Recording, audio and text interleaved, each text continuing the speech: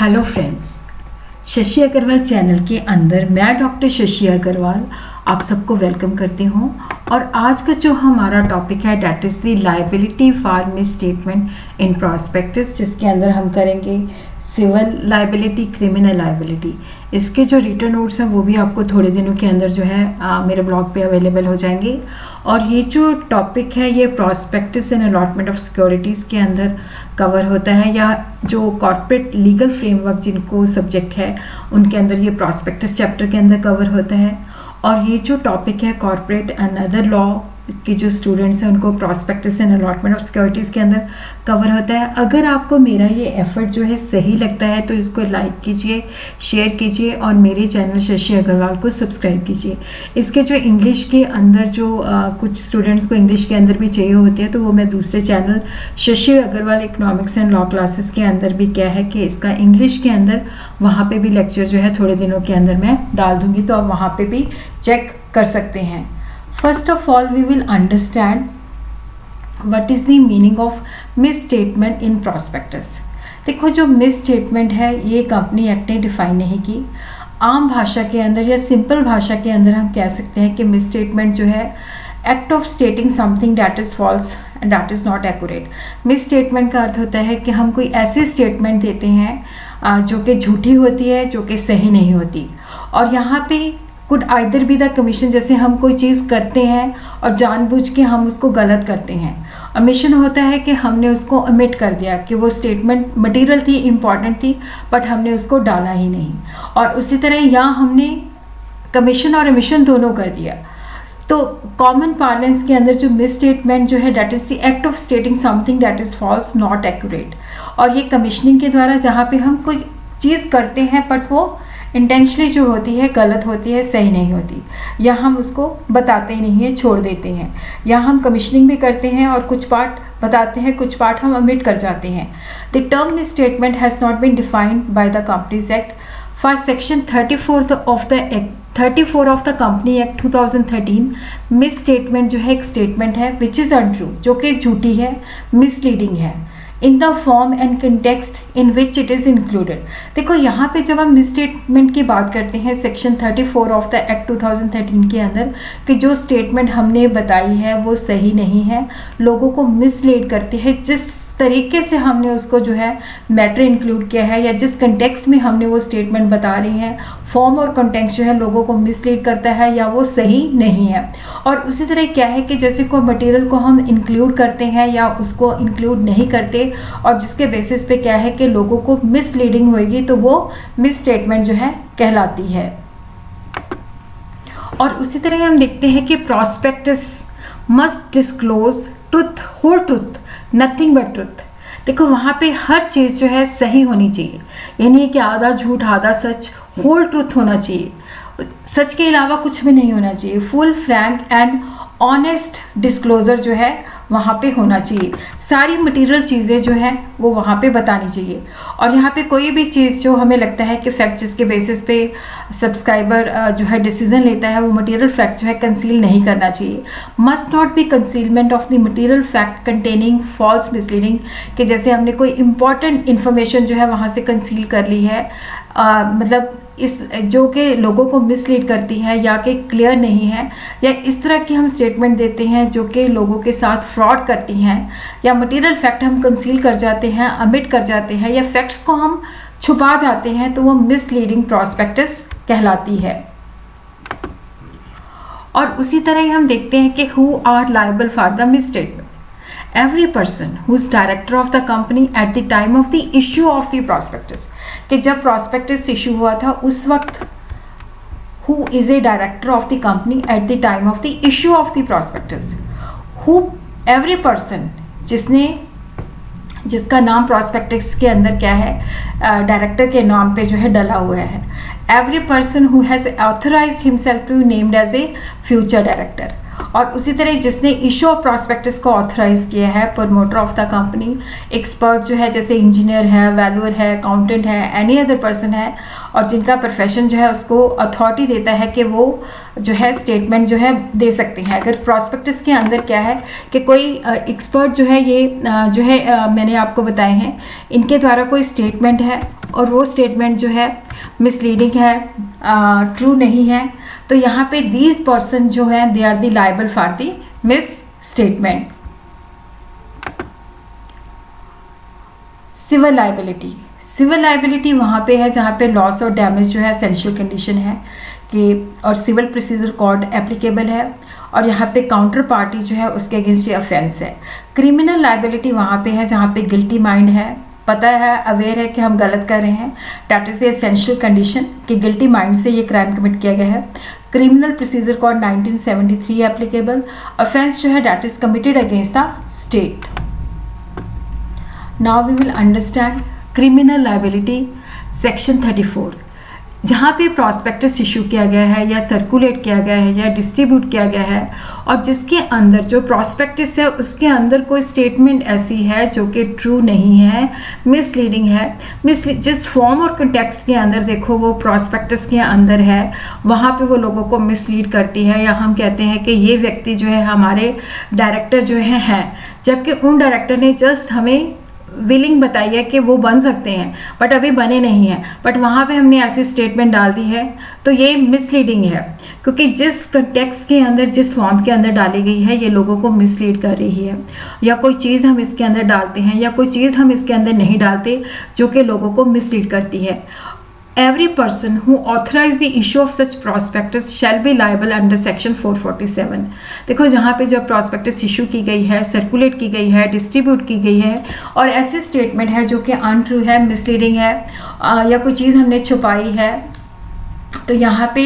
जिस बंदे ने प्रॉस्पेक्टस का इशू के लिए ऑथराइज किया है he is liable under section 447। और यहाँ पे ये प्रोविज़न जो है तब एप्लीकेबल नहीं होगी अगर वो व्यक्ति जो है प्रूव कर देता है कि ये जो स्टेटमेंट है या इसके अंदर वो स्टेटमेंट नहीं बताएगी वो इतनी सिग्निफिकेंट नहीं है, या उसके पास रीज़नेबल ग्राउंड थे बिलीव करने के लिए, और जब उसने इशू किया तब तक उसको लग रहा था कि ये स्टेटमेंट ट्रू है, और यहाँ पे इंक्लूजन डाला कोई चीज़ या ओमिशन किया गया वो नेसेसरी था। अगर वो प्रूव कर देता है कि ये सारी चीज़ें जो है मटेरियल है, तो इस सेक्शन की प्रोविज़न उसके ऊपर एप्लीकेबल नहीं है। Now we will understand what is the civil liability. Liability of the person according to section 35. According to section 35 subsection 1, where a person has subscribed for the security of a company acting any on the statement included or the inclusion or omission of any matter in the prospectus which is misleading, has sustained any loss or damages as a consequences of the company and every person. तो यहाँ पे देखो क्या है कि जैसे किसी व्यक्ति ने जो प्रॉस्पेक्टस के अंदर कोई स्टेटमेंट दी हुई है या उसको ओमिट किया गया है, या कोई भी ऐसा मैटर है जो कि मिसलीडिंग है और जिसकी वजह से क्या है कि उसने कंपनी के शेयर परचेज कर लिए और जिसकी वजह से क्या है कि उसे कोई लॉस हुआ है या डैमेजेस हुआ है, तो वहाँ पे क्या है कि हर एक व्यक्ति जो कि डायरेक्टर ऑफ द कंपनी है उस व्यक्ति के प्रति जो है लायबल है, has authorized himself named as named in the prospectus as a director of the company, has agreed to become such director within immediately or after an interval of time। every person जिसने authorize किया है promoter of the company और जो expert है वो उसके प्रति जो है जिस व्यक्ति ने loss suffer किया है उसके प्रति वो liable है। और यहाँ पे हम देखते हैं कि उनको उस व्यक्ति को जो है कंपनसेशन पे करना पड़ेगा, और अगर वो व्यक्ति प्रूव कर देता है कि उसने कंसेंट दी थी जब प्रॉस्पेक्टस इशू हुआ, बट प्रॉस्पेक्टस इशू होने से पहले अपनी कंसेंट विड्रॉ कर ली, और यहाँ पे जो प्रॉस्पेक्टस के अंदर जो उसकी स्टेटमेंट ली गई है वो उसकी बिना कंसेंट के डाली गई है, और प्रॉस्पेक्टस जो था इशू किया गया उसकी नॉलेज के बेसिस पे या उसकी कंसेंट के बेसिस पे, और जब उसको पता चला गया कि मेरी बात इसके अंदर इंक्लूड की गई है तो उसने इस बात का नॉलेज रीजनेबल नोटिस दिया कि प्रॉस्पेक्टस जहाँ पे मेरी मर्जी के बिना मेरी कंसेंट के बिना जो है इशू हुआ है। और उसी तरह हम देखते हैं कि यहाँ पे जो है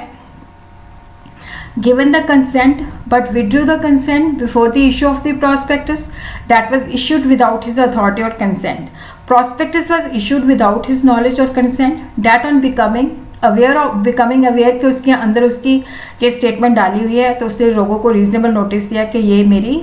जो है नॉलेज के बिना दिया गया है। और हर एक मिसलीडिंग स्टेटमेंट जो कि एक्सपर्ट ने की है, और यहाँ पे क्या है कि कोई रिपोर्ट है उसकी या कोई वैल्यूएशन है जो कि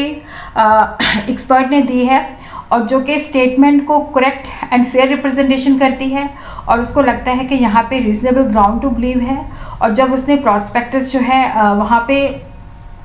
इशू किया गया, तो वहाँ पे वो जो स्टेटमेंट थी उसको लगता था कि ये सही है, उसके पास रीजनेबल ग्राउंड्स हैं, और एक्सपर्ट जो था वो ऐसे स्टेटमेंट देने के लिए जो था एक्सपर्ट था। तो यहाँ पे अगर ये ग्राउंड्स हैं, ये डिफेंस देता है, तो वो इस प्रोविज़न के अंदर सेक्शन 35 की प्रोविज़न जो है उसके ऊपर एप्लीकेबल नहीं है। और उसी तरह ही हम देखते हैं कि लाइबिलिटी ऑन डिफ्रॉडिंग, जहाँ पे क्या होता है कि प्रॉस्पेक्टस इशू किया गया है और जहाँ पे लोगों के साथ धोखाधड़ी के लिए इसको इशू किया गया है। और यहाँ पे बेसिकली जो प्रॉस्पेक्टस इशू किया गया है उसके पीछे जो लोगों को फ्रॉड करने का जो पर्पज़ है, तो every person refer to in subsection 1 shall be personally liable. तो यहाँ पे भी व्यक्ति जो है पर्सनली लाइबल होंगे। और यहाँ पे क्या है कि जो भी व्यक्ति ने without limitation of the liability for all or any of the losses or damages that may have incurred by any person who subscribed to the security on the basis of such prospectus। जहाँ पे देखो ये prove हो जाता है कि ये जो प्रॉस्पेक्टस है ये इशू किया गया है, यहाँ पे लोगों को फ्रॉड करने की इंटेंशन है। तो जो व्यक्ति मैंने आपको पहले बताए वो सारे के सारे जो है यहाँ पे पर्सनली लाइबल हैं। और उसी तरह हम देखते हैं एक company issued A prospectus, all this statement contained therein were literally true. तो वहाँ पे उन्होंने कहा कि कंपनी ने डिविडेंड नंबर ऑफ ईयर्स के लिए पे किया है, बट ये फैक्ट डिस्क्लोज नहीं किया कि ये कैपिटल प्रॉफिट के अंदर से पे किया है। तो अलॉटी ने शेयर खरीदे और बाद में वो कॉन्ट्रैक्ट को अवॉइड करना चाहता था कि प्रॉस्पेक्टस फॉल्स है मटेरियल पर्टिकुलर्स के अंदर। देखो यहाँ पे जो फैक्ट है वो कंसील किया गया। डिविडेंड जो था वो कैपिटल प्रॉफिट्स में से पे किया गया। डिविडेंड हमेशा जो होता है करंट प्रॉफिट से या अकोमुलेटेड प्रॉफिट से पे करना होता है, कैपिटल प्रॉफिट नहीं यूज़ करना होता। कुछ एक्सेप्शनल ग्राउंड्स होते हैं वहाँ पे हम यूज़ कर सकते हैं। तो ये मटेरियल मिसरिप्रेजेंटेशन थी और यहाँ पे अलॉटी जो है उस कॉन्ट्रैक्ट को कैंसिल कर सकता है।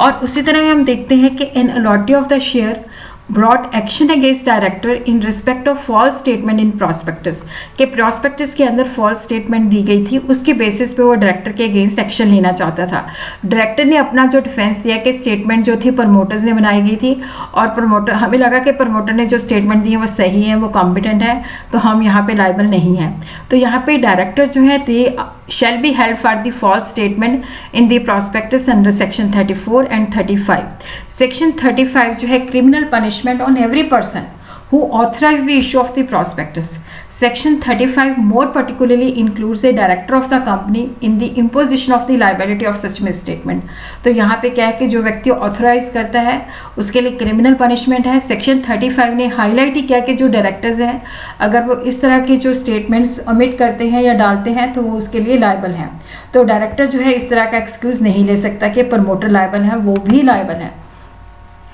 Punishment for false statement section 448, कोई भी रिपोर्ट या रिटर्न सर्टिफिकेट या फिनेंशियल स्टेटमेंट या प्रॉस्पेक्टस स्टेटमेंट और अदर डॉक्यूमेंट जो कि इस एक्ट के प्रोविज़न के तहत चाहिए और यहाँ पे जो व्यक्ति जो है वो स्टेटमेंट देता है और वो जो है फॉल्स है, को मटेरियल फैक्ट जो है डिस्क्लोज करता है, तो वो सेक्शन 447 के अंदर जो है लाइबल है। तो रेमेडी अगेंस्ट द कंपनी के अगेंस्ट जो व्यक्ति जिसके साथ क्या है कि देखो ये मटेरियल मिसस्टेटमेंट होती है या मिसरिप्रेजेंटेशन होती है, तो उसके पास क्या रेमेडीज़ हैं। तो वो जो कॉन्ट्रैक्ट है उसको कैंसिल आउट कर सकता है, कंपनी से डैमेजेस क्लेम कर सकता है। ग्राउंड्स क्या है कि देखो जब उसने कॉन्ट्रैक्ट को कैंसिल करना है तो यहाँ पे जो स्टेटमेंट है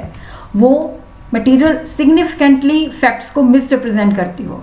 गलत बताती हो। यहाँ पे शेयर होल्डर को उसने इंड्यूस किया कि शेयर होल्डर शेयर परचेज करे और ये जो स्टेटमेंट है वो सही नहीं है, गलत है। और यहाँ पे जो शेयर होल्डर चीट होता है वो अलॉटी है और उसने स्टेटमेंट के बेसिस पे कंपनी से शेयर परचेज किए। और emission of the material fact जो है मिसलीडिंग होनी चाहिए। और यहाँ पे क्या है कि रीजनल टाइम पीरियड के अंदर क्या है कि उसे कॉन्ट्रैक्ट को कैंसिल आउट करने के लिए उपराले करने चाहिए।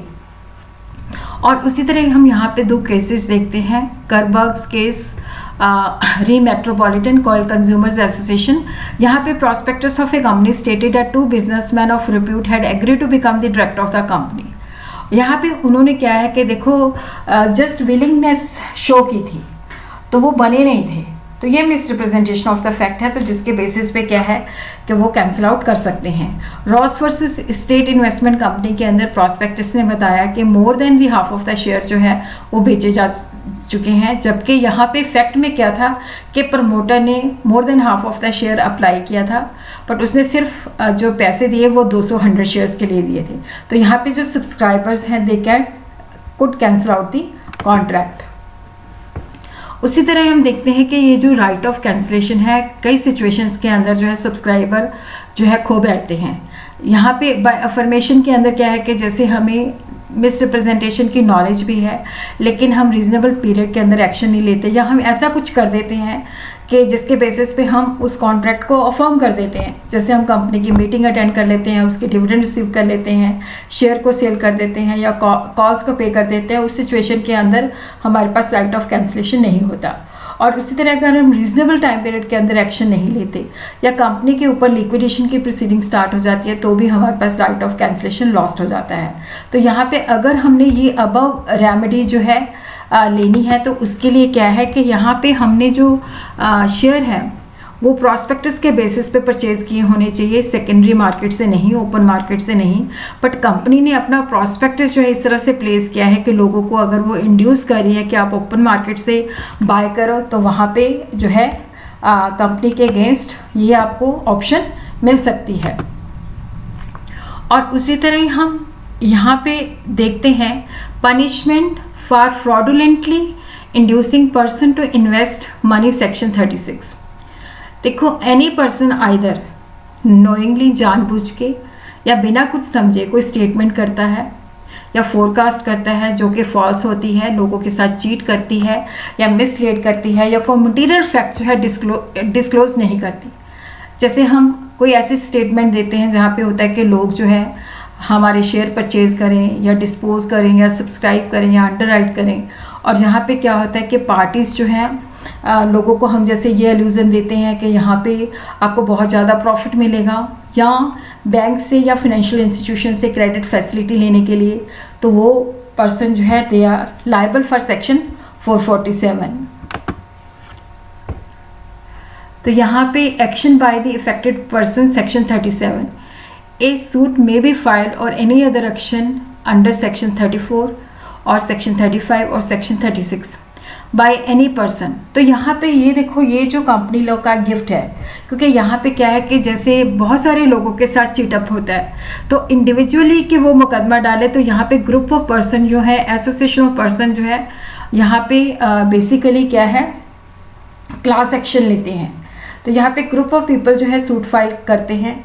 जहाँ पे उनको सबके साथ क्या है कि नुकसान पहुंचा है, जो उन्होंने मिसलीड किया है या मिसरिप्रेजेंट किया है, तो उनको कोर्ट के अंदर सबको प्रेजेंट होने की ज़रूरत नहीं है। यहाँ पे वन पिटिशनर हो सकता है। और ये जो ज़रूरत पड़ी थी कि सत्यम स्कैम के अंदर जहाँ पे बहुत सारे लोगों के साथ चीटिंग हुई थी, तो वहाँ पे उन्होंने इकट्ठे होके जो थे कि काफ़ी सारे ग्रुप्स के अंदर जो है ये मुकदमा फाइल किया गया था। तो ये कॉस्ट इफेक्टिव भी पड़ जाता है, क्योंकि जो स्मॉल शेयर होल्डर्स होते हैं उनके लिए ये पॉसिबल नहीं होता वे इंडिविजुअली एक्शन लें। तो class action in suit were so far file under the guise of the public interest litigation के अंदर ये फाइल किया जाता था, और वहाँ पे कोर्ट जो है डिसमिस कर देती थी, और वो कंज्यूमर कोर्ट्स के अंदर भागते रहते थे, तो कंज्यूमर को जस्टिस नहीं मिलता था। तो अब यहाँ पे क्या है कि अगर जो कंपनी है अगर काफ़ी सारे लोगों को इफेक्ट करती है, तो वो कलेक्टिवली जो है यहाँ पे क्लास एक्शन जो है मुकदमा जो है कंपनी के अगेंस्ट कर सकते हैं। जैसे M applies for share on the basis of the prospectus which contains misstatement, the shares are allotted to him, afterward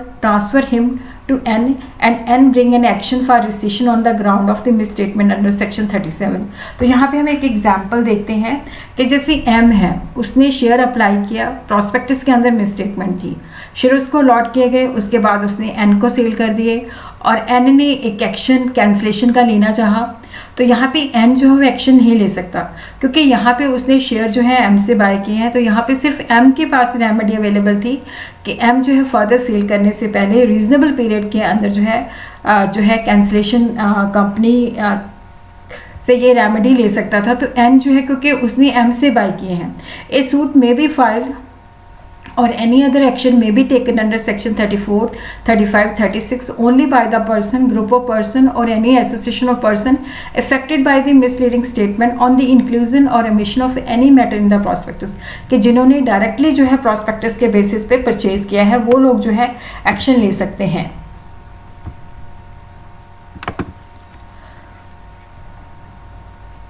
Punishment for fraud. First of all, we will understand what is the meaning of fraud. Fraud in relation to the affair of the company or any body corporate, any act, omission,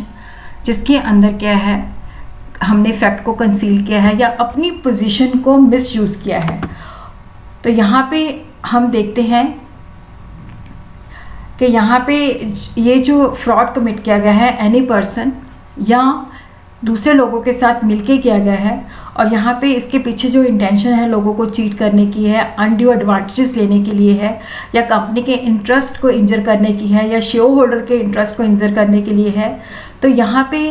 basically क्या है कि चाहे यहाँ पे wrongful gain है या wrongful loss है या नहीं है, तो ये फ्रॉड है। रॉन्गफुल गेन होता है कि यहाँ पे हम अनलॉफुल मीन्स के द्वारा जो है अननेसेसरी प्रॉफिट कमाने की कोशिश करते हैं, या किसी को हम अननेसेसरी लॉस देने की कोशिश करते हैं जो कि लीगली जो है लीगली नहीं होता। तो यहाँ पे हम देखते हैं कि अगर इस तरह का फ्रॉड किया जाता है तो सेक्शन 447 के अंदर अगर देखो यहाँ पे फ्रॉड किया जाता है जिसके अंदर पब्लिक इंटरेस्ट जो है इन्वॉल्व नहीं है, fraud is less than 10 lakhs और 1% of turnover which ever is less, तो यहाँ पे उसको या तो अप टू 50 lakhs का फाइन लग सकता है या 5 years की अप टू 5 year तक इम्प्रिजनमेंट हो सकती है। और उसी तरह हम देखते हैं कि फ्रॉड ऑफ इक्वल टू और मोर देन 10 lakh रुपी और 1% of turnover which ever is less, तो यहाँ पे मिनिमम जो फाइन पड़ सकता है कि वो जितना अमाउंट फ्रॉड के अंदर इन्वॉल्व है